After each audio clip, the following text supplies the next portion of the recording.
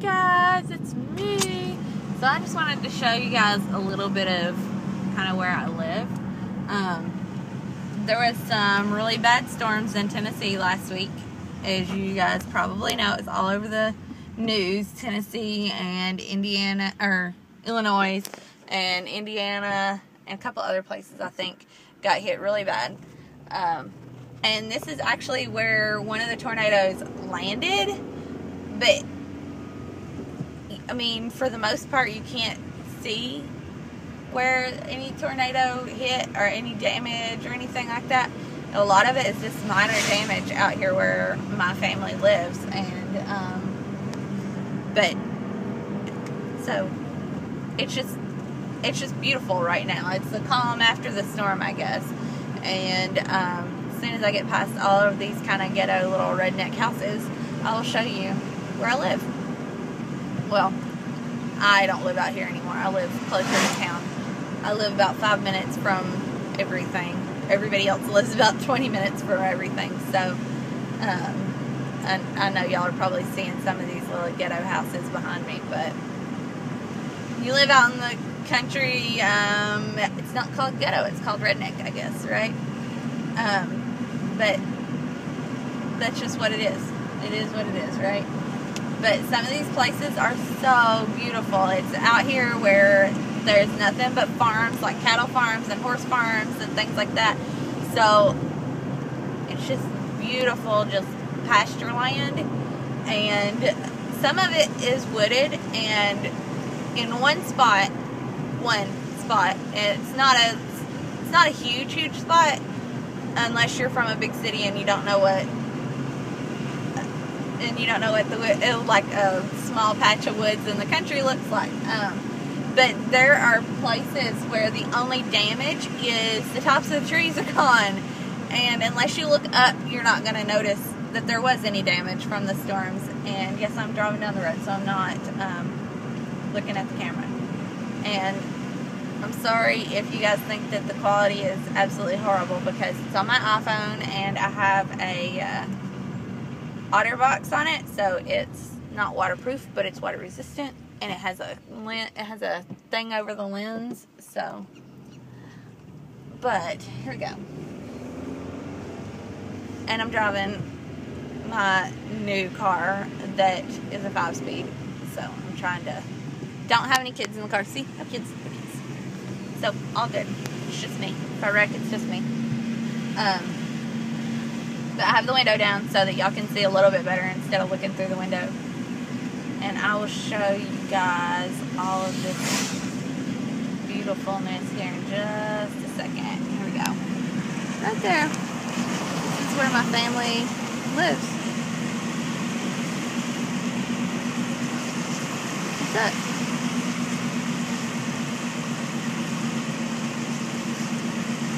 That's not it. That's some rich person's house that owns a farm. But I mean, that's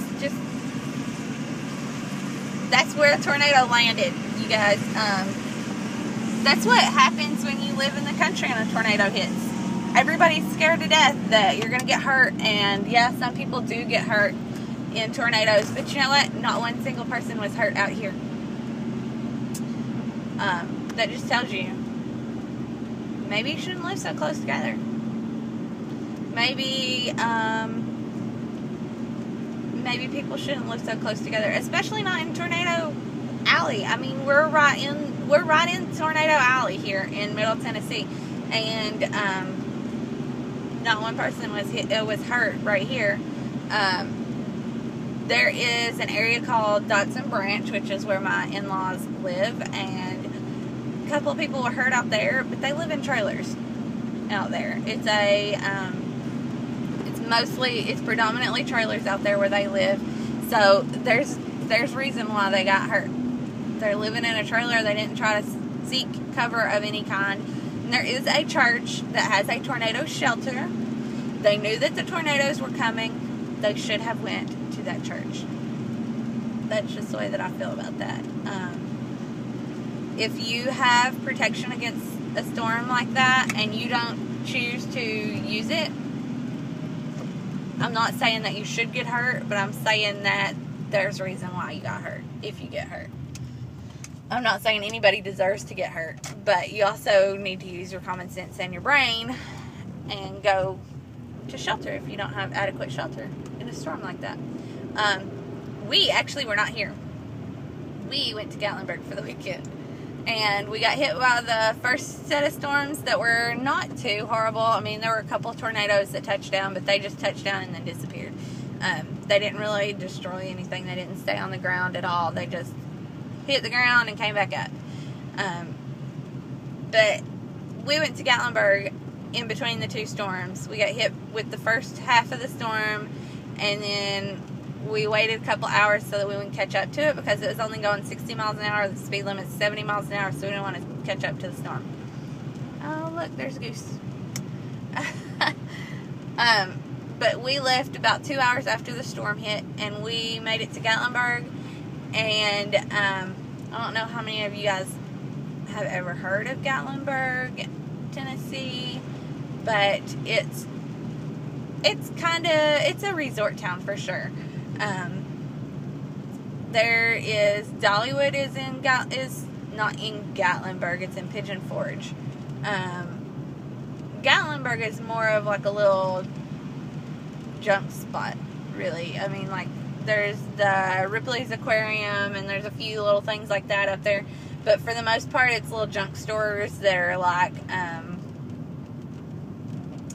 handmade stuff. I mean, it's stuff that people enjoy having, but it's not stuff you need. It's not clothing stores and stuff like that. Like, one little shop that we went past had some like cedar signs that they made, like, that said your family name that you could hang on your door. They had some little cedar signs that you could hang from your mailbox that have like your family name and stuff like that on it. So just stuff like that. I mean, my husband and I call it junk. It's other people don't see it as junk, but we do, because we don't buy things like that. One other thing that they have up there is like the old-timey photo booths and things like that. I mean, just things like that. When we go out of town somewhere like that, we want the old-timey photos. That's what we did when we went on our honeymoon. That's where we went for our honeymoon, because my parents paid for it. So, and yes, we know all the traditional rules and all of that junk, that the man's family is supposed to pay for the honeymoon, but my husband's family is not rich. They don't. As a matter of fact, they're quite poor. So, they couldn't afford to pay for a honeymoon, and we couldn't afford to pay for a honeymoon, and I only had a few days because I was in basic training for the Air Force. I just graduated basic training. Actually, I was home for Christmas between basic training and AIT, or tech school, whatever y'all want to call it. I'm an Army wife now. Call it AIT. But, between tech school and basic training, I came home for Christmas, and we got married, and we went on a overnight honeymoon to Gatlinburg, and came home, packed my stuff back up, and he drove me back to Biloxi, to Keesler Air Force Base, which I believe they're supposed to be shutting Keesler down. It's part of the... It was one of the bases that they told us was in the shutdowns, that it was going to be part of the... It was going to be phased out. They haven't shut it down yet. We were just there a year ago, and my husband was in training before they went on deployment. He was in pre-deployment training or mobilization training. And when we were there, Keesler Air Force Base was still open, and we still had access to it because we're still a military family. So that's kind of what we did.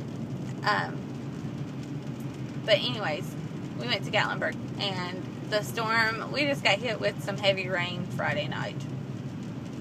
We got out of the eye of the storm, essentially, and my grandpa was throwing a hissy fit like a little kid, telling me that we should not be going out of town, that we should be staying home, that there are going to be storms, and it would be really bad if we got up there and the storm hit and we were stuck.